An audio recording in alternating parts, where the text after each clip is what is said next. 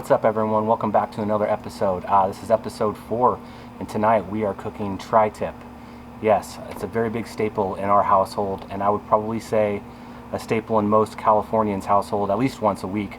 I'm not sure that the East Coast this is a normal cut for the East Coast, but if you go to your local butcher, he'll be able to pick it up for you.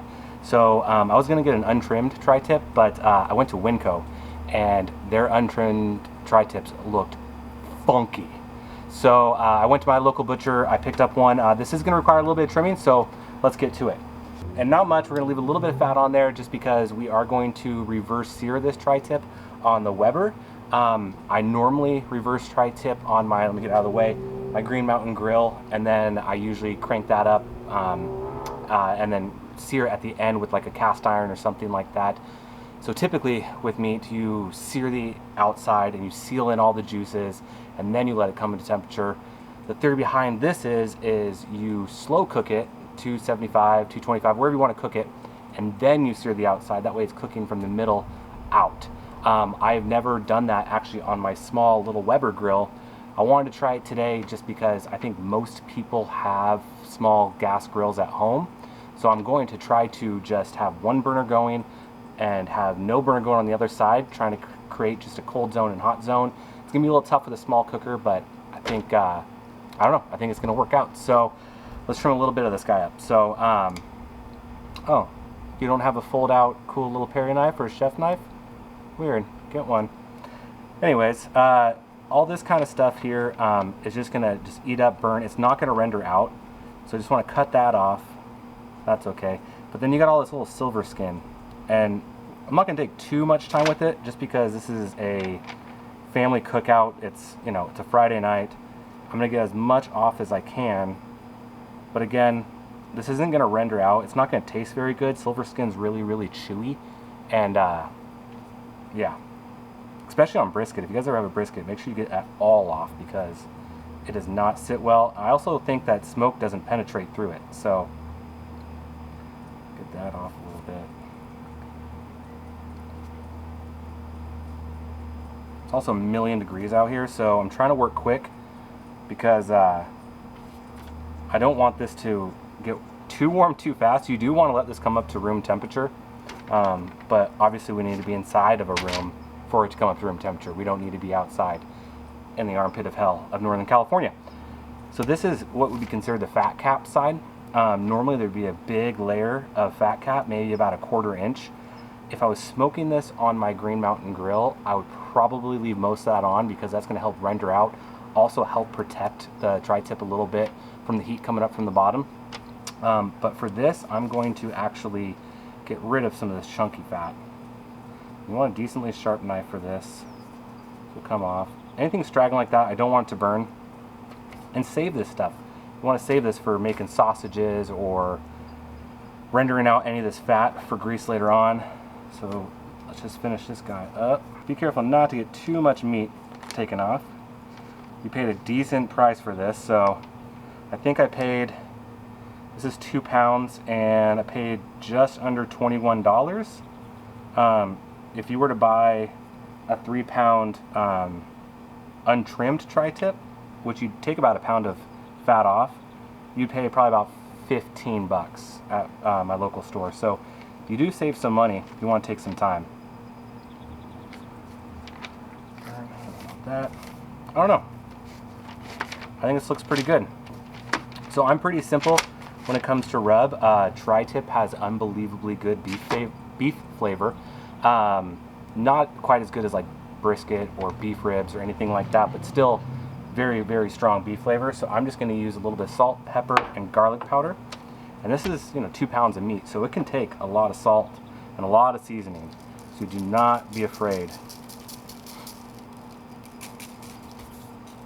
pack it on there. Some people also do a salt brine for a few hours. That'll help bring out some of the moisture and get you a nice crust on the outside. I don't have that time because, like I said, it's Friday night and my family's hungry. I'm gonna get that piece of fat off.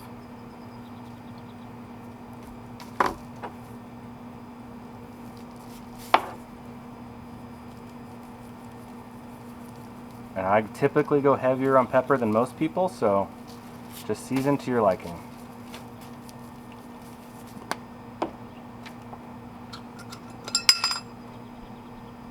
And then I do a little bit of garlic powder. My wife really likes garlic powder, so I do not mind putting that on there. Oh good, gardener showed up at the next door. That should be awesome for sound quality. Okay, that looks pretty good to me. Now we're gonna get this inside, again, because it's like 97 degrees out here. I'm gonna let this come up to room temperature about a half an hour. While we're doing that, we'll start the grill up. All right, like I said before, we are gonna be doing the cook tonight on the Weber gas grill. I have the 2-burner gas grill.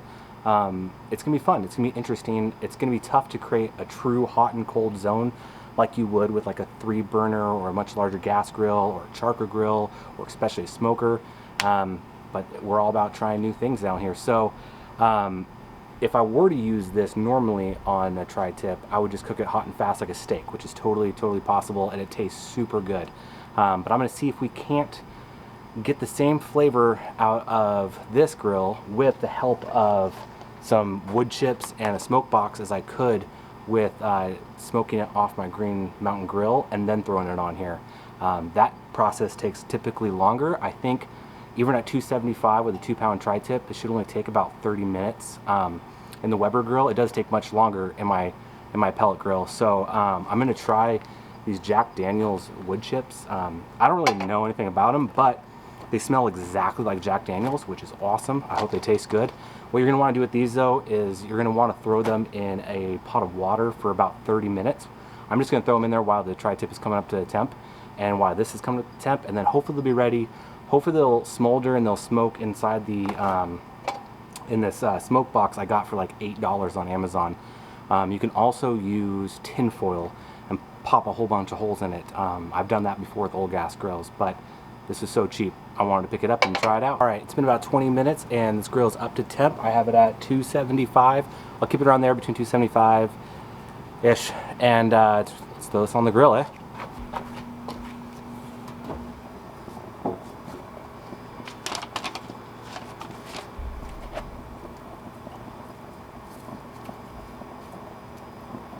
Okay, so I got these burners on around medium to medium low.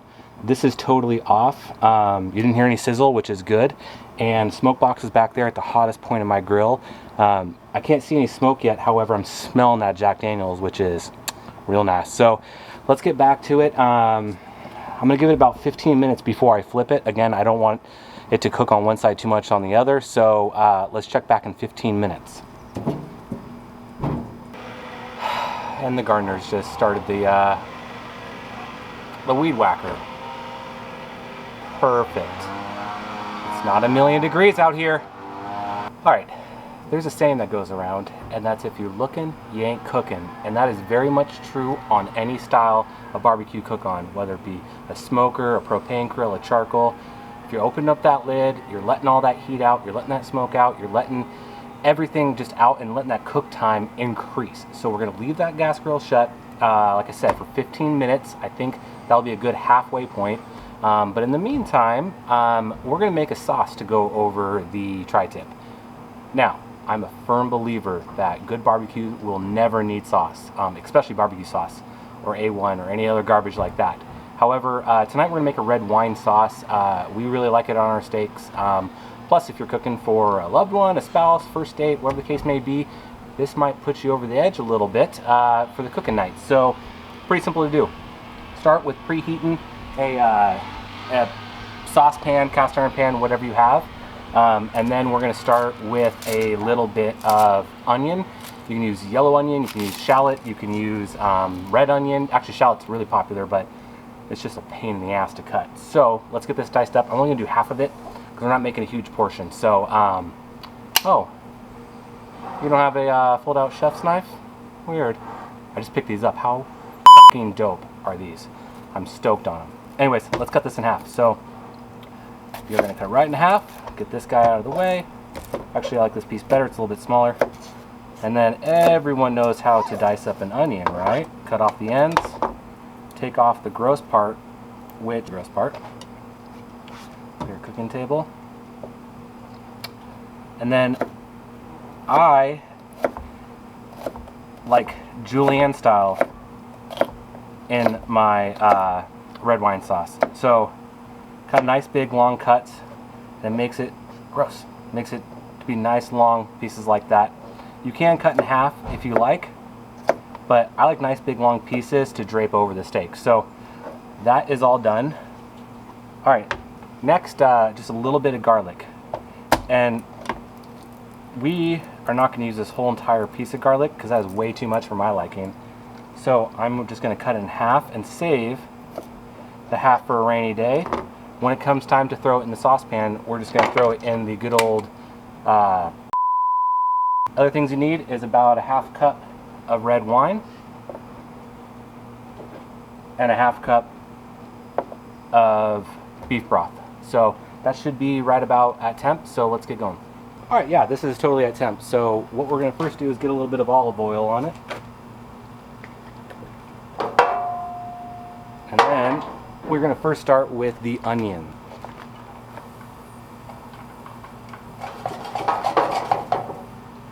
Like I said, it's not much, but we're not making a huge portion. So we're gonna let those cook out. Once they become a little bit more translucent is when we're gonna throw the garlic in. And because garlic, you do not want to burn it. It does not take long. And after that, we're gonna put the red wine in and then the beef broth. So let's give this a few minutes and it'll get going.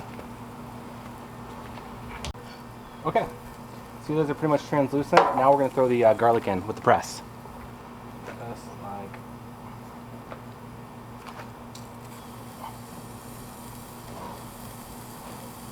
We're only going to give that about 4 minutes to cook off. Alright, so first we set up with about a half cup, a little more than a half cup of red wine. And a little bit more than a half cup of beef broth. And then you're going to give it a little stir. We're going to let this reduce. Woo! We're going to let this reduce about half, and then take it off the heat, and then put some butter in, and then salt and pepper to taste. So careful with alcohol around hot things though, okay? Don't be stupid.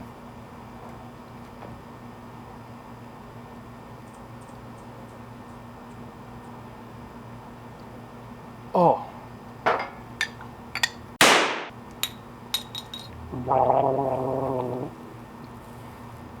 Oh gosh, I'm just joking. I actually like red wine, but not this. It was like $3. You can use any type of wine you want in this because all that alcohol just burns off and you're just left with the sugary goodness. So, but yeah, always beer over wine, of course. All right, so this has been reduced by half, hopefully as you can see in that camera.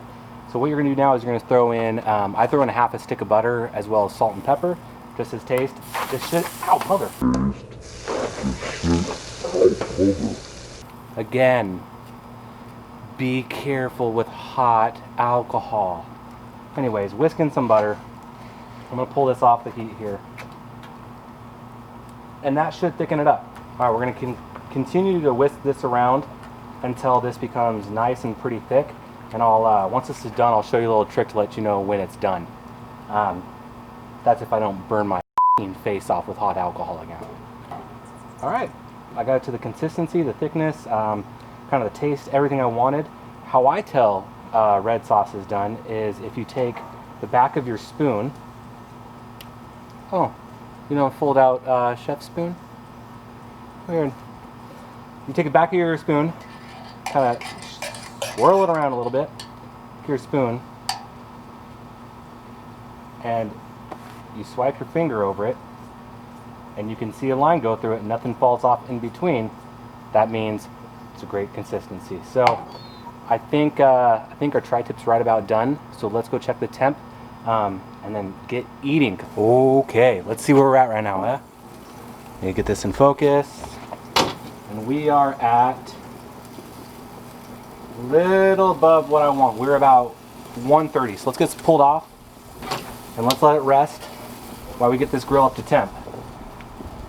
I'm going to take this guy out. It served its job. I smelled smoke the entire time. I smelled that Jack Daniels, which is awesome. Okay, so we're gonna close the lid. We're gonna turn both burners on to high and get this thing raging hot while that thing is resting. And then we are going to sear each side, and then it is time to eat. Grill's heated up. Let's sear this on all sides. not going to take long. I'm not going to, sorry, I'm bending down to try to keep with the lid. I'm not going to close the lid because I don't want this to cook much more. I really just want to get a nice sear on it. And I'm going to treat this just like a steak. I'm going to go one direction, and then halfway through, I'm going to flip it about 60 degrees, 70 degrees. And I'm going to flip it over, do the same for the much contact as possible. It will not take long.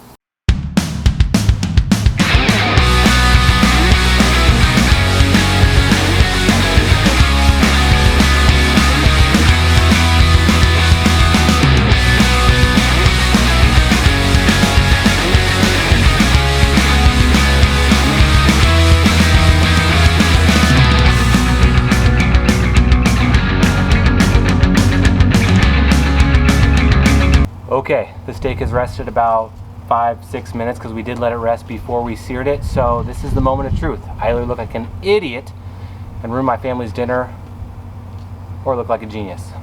Let's go up and see. So what I like to do is I like to cut it right down the middle and then chop this way and then chop this way. So I keep going this way or this way, pretty soon I'm going to start to run into the same grain, and as we all know, we cut against the grain. So there goes nothing.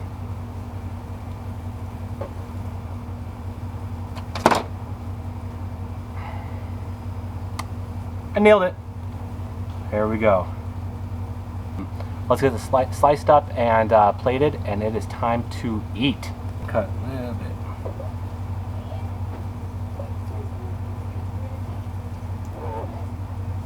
And see how juicy that is. That is from the reverse sear. You have no gray line going around with that hard sear and then letting it come to temp. Not bad at all. Now the closer you get to the ends, or the more you get in the middle, of course the temp is going to change. So you can appeal to everyone at your party. That's why tri-tip is one of the best cuts of meat, literally for any party. So alright, that's good enough.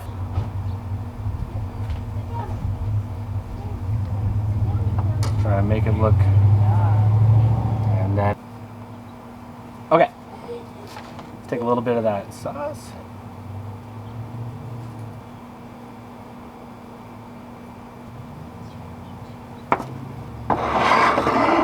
And there you have it. Reverse sear tri-tip on the little Weber grill. You know what? This actually might be my preferred method now. It only took about a half an hour to actually come up to temp.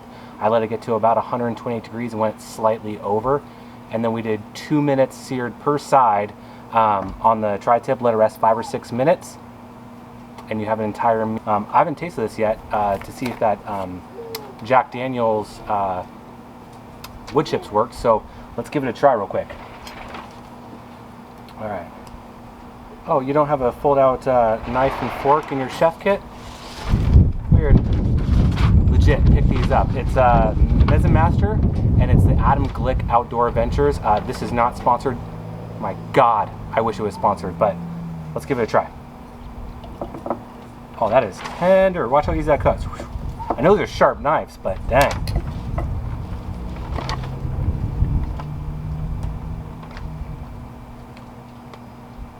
That is way more tender than when I cook it on my Green Mountain Grill and then reverse sear it. You have to try this. This is perfect. All right, everyone. Thank you for tuning in. I appreciate it. Tonight was a lot of fun. Next time, I'm actually going to have friends with me. It's either going to be a hot wing challenge with one of my friends, Michael, or it's going to be a steak off with my friend Chris, where he's actually a pretty proficient steak cooker on the Weber specific gas grill, and I'm going to try to beat him cooking a steak on the Blackstone. So stay tuned for that. Hit that subscribe button, and actually just do all the things that the YouTube algorithm likes. And let's keep making these videos. Let's enjoy it. So until then, keep sipping, chilling, and grilling. Peace.